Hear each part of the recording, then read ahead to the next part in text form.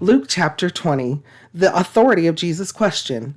One day, as he was teaching the people in the temple courts and preaching the gospel, the chief priests and the teachers of the law, together with the elders, came up to him.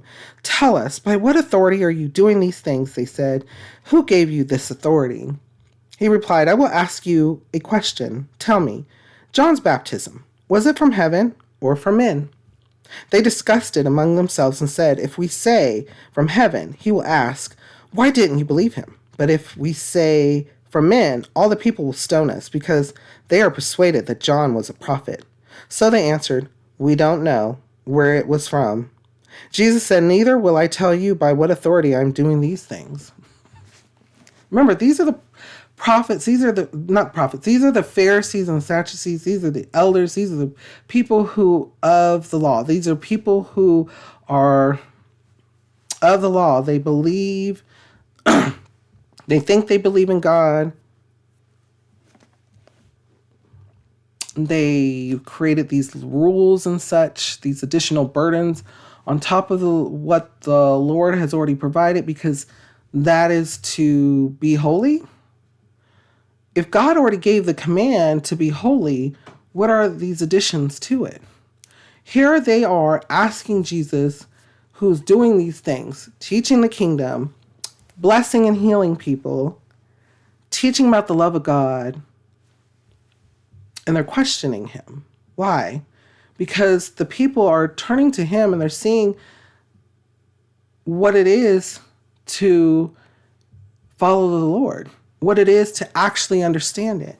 And they're fearing, well, power. They're fearing the loss of money, the loss of being able to tell others what to do and what not to do.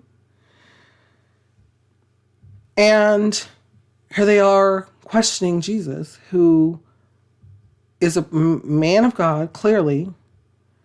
And they were so into themselves that they feared what would happen to them, because they were so determined to do something to Jesus, but they understood that the crowd, the people that were around, if they said something wrong, the people would turn against them.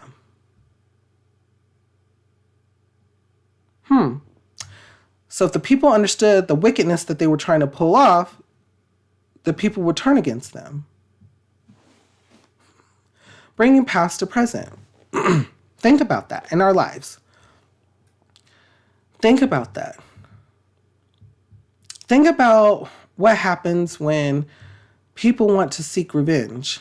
They're thinking of wickedness. They're thinking of things, or not even just revenge, thinking of facetious things, thinking of things, of wicked things, thinking of things of harm or selfishness.